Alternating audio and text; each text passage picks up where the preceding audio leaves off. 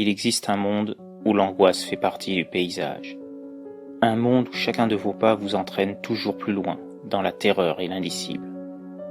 Un monde où les créatures les plus inimaginables et les psychopathes les plus cruels sévissent en toute liberté. Un monde où il n'y a aucune règle, aucune loi pour vous empêcher de plonger dans l'horreur la plus totale. Ce monde n'est pas si éloigné du nôtre, et il n'appartient qu'à vous d'en franchir les frontières. Alors si vous aimez avoir peur, n'hésitez plus. Franchissez le portail et venez écouter les histoires de l'autre monde. Bonjour à vous, chères créatures. Les rêves, les cauchemars, nous en faisons tous. Certains disparaissent au réveil, d'autres laissent des traces, nous interrogeant sur leur sens. L'histoire qui va suivre va vous montrer qu'il n'est pas toujours bon de découvrir ce qu'ils signifient. Car quand ceux-ci s'incrustent dans la réalité et vous font découvrir que leur contenu était prémonitoire, on plonge dans la folie, sans le moindre espoir d'échappatoire. Surtout quand ils se trouvent en plein cœur des territoires de l'autre monde. Effacement, blanc, immaculé. Tout l'univers autour semblait vide, sans vie. Un espace dénué d'existence où s'éveillait Marc, sans savoir ce qu'il y avait amené. Regardant d'abord devant lui, sans comprendre, sans réfléchir, il cherchait vainement un semblant de sens. Puis, au loin, un visage, illuminé par un halo bleuté, s'approchant petit à petit. Ses traits étaient indéfinis, masqués par cette lumière irréelle. Quand celui-ci n'était plus qu'à quelques pas, Marc se risqua à réduire la distance qui le séparait de cet être étrange, seule source matérielle de ce monde incompréhensible. Mais celui-ci stoppait net sa marche dès que Marc se mit à se diriger vers lui, avant de s'enfuir. Marc courait dans sa direction pour tenter de comprendre. Seule ses têtes pourraient lui apporter les réponses qu'il se posait quant à sa venue ici. Puis, aussi incohérent qu'avait été sa fuite, l'être s'arrêta, puis se retourna, attendant que Marc se rapproche. Ce dernier ralentit sa course, et quand il ne fut qu'à quelques mètres de l'être, il put enfin distinguer son visage. Et soudain, une terreur indescriptible emplit le visage de Marc. Cet être, c'était lui. À ce moment, Marc se réveilla en sursaut dans son lit, trempé de sueur. Il regardait autour, juste pour vérifier qu'il était bien revenu dans son monde. À ses côtés, sa femme le regardait, les yeux encore embués de sommeil. Hé, qu'est-ce qui te prend de crier comme ça? T'as fait un cauchemar?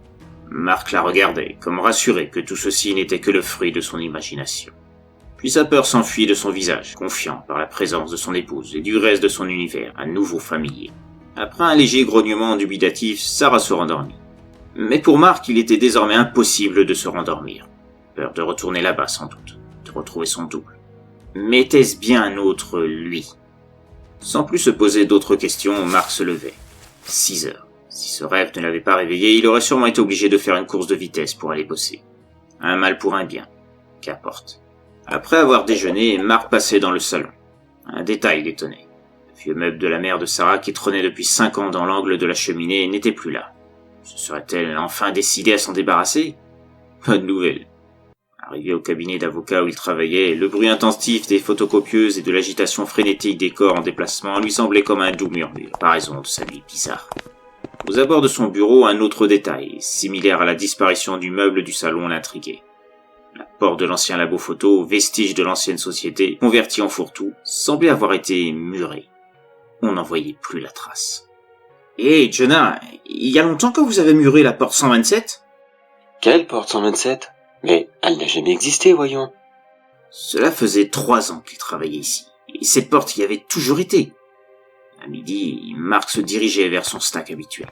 Attablé comme à son habitude, il vit une serveuse qu'il n'avait jamais vue se diriger vers lui, comme gênée, lui demander « Excusez-moi, mais vous ne pouvez pas rester à cette table, elle est réservée. » Interloqué, Marc répondit qu'il s'était toujours installé à cette table, aussi longtemps qu'il s'en souvenait. « Je suis désolée de vous dire ça, monsieur, mais cela fait 10 ans que je travaille ici, et c'est la première fois que je vous vois. » La surprise qui s'affichait sur le visage de Marc semblait se voir assez nettement.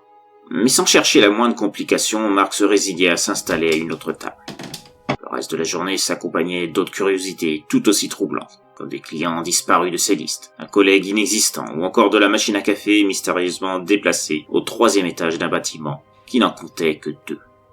La tête pleine de questions, Marc se disait que cela s'oublierait après un bon repas à la maison, qu'il quittait le cabinet.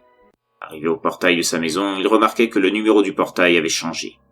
S'apercevant que ses clés n'ouvraient plus la porte, il se décida à sonner pour que Sarah vienne lui ouvrir. Mais avant que la porte s'ouvre, une voix retentit dans sa tête. Élément XF 1258. Disparition immédiate. Processus habituel. Quelle était cette voix? Et qui en était l'origine? Marc avait beau tourner la tête autour de lui, personne.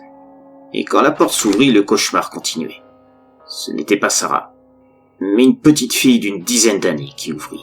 Vous êtes qui, monsieur? Ma maman n'est pas là. Monsieur? Maman? Qu'est-ce que ça signifiait? Épouvanté, Marc s'enfuyait. Ne prenant même pas la peine d'ouvrir le portail, il sautait par-dessus et se dirigeait vers le poste de police le plus proche. Sa tête semblait exploser de l'intérieur. Tous les neurones la composant se mélangeaient, formant un imbroglio d'images toutes plus absurdes les unes que les autres. Tout en courant, Marc semblait voir autour de lui des commerces s'estomper, des passants devenir transparents, ne restant d'eux que des contours qu'on pourrait effacer d'un simple coup de gomme. Et d'autres voix se faisaient entendre. Élément XF 1456. Effacement. Réordonner l'équilibre. Attention, sujet en phase critique. Surveillez la vitesse neuronale. Qui était-il? D'où est-ce que venaient ces voix? Tout le paysage autour de lui semblait perdre des couleurs. Les feuilles des arbres voyaient leur verdure pâlir. Des chemins devenaient des trous béants. Soudain, le soleil lui-même semblait devenir plus pâle, sa lumière moins présente. Les zones d'ombre se raréfiaient pour laisser la place à des zones blanches, comme dans son rêve. Puis il aperçut le poste de police. Il ne semblait pas être encore affecté par le phénomène. Du moins le croyait-il. Il posait sa main sur la poignée de la porte. Soulagement. Elle était encore réelle. Il se dirigeait vers l'accueil. « Il faut m'aider. Je ne sais pas ce qui se passe. On a changé le numéro de ma maison. Des gens disparaissent. Les couleurs s'estompent. Si vous ne m'aidez pas à comprendre, je vais devenir fou !» Calmez-vous, monsieur. Votre nom, s'il vous plaît. Donnant son nom au policier, Marc crut défaillir quand ce dernier, relevant la tête de devant l'écran de l'ordinateur, s'adressa à lui et lui indiquait qu'il n'existait pas sur les registres de la ville. Cette fois, une terreur sans nom lui fit quitter le poste en trombe. Sa tête semblait littéralement se déchirer, et Marc tombait à terre, pris de convulsions irrépressibles, et vit les murs du poste de police commencer à devenir transparents. Ses convulsions augmentaient. Il sentait que son corps allait exploser. Stoppez tout. L'expérience est annulée. Le sujet XP256VW est devenu hors contrôle. Message reçu. Annulation de l'expérience. Débranchez le sujet. C'est alors que Marc se vit entouré d'un cortège de blouses blanches, un balai angoissant d'étiquettes se partageant des feuillets à d'autres affairés sur des ordinateurs. Lui-même se retrouvait affalé dans une espèce de fauteuil à cloche d'où on l'extirpait, pour l'installer sur une table, pareille à celle des futurs opérés. En passant devant une sorte de grande glace où l'on pouvait voir toutes sortes de chiffres défiler en permanence, comme une immense calculatrice vitrée, il vit sur son bras un tatouage qu'il n'avait encore jamais vu sur lui. XF256VW. Sa vie se limitait à ça, un numéro. Toute sa vie avait été créée. Mais dans quel but? Il n'arrivait même plus à parler. Le son de sa voix ne parvenait plus à proférer le moindre son. Emmenez le sujet à la salle 4. Bien, monsieur. Salle 4. Les hommes en blanc le dirigeaient vers une porte étrangement grande. Peut-être pour le soigner. Son calvaire allait être enfin fini. Peut-être que là, il serait le fin mot de l'histoire. Mais en s'approchant de la porte, la peur ressurgit en voyant ce qui était inscrit. Salle 4. Expérience ratée. Voilà ce qu'il était. Un ratage. Et à l'intérieur, il était dirigé vers une autre porte. Et là, Marc comprit qu'il n'aurait plus d'échappatoire en voyant ces autres mots. Incinérateur B. Comme tout ratage, il allait être éliminé. Non, il allait être effacé. Comme tout le reste. C'est alors que sortit de sa gorge son dernier cri.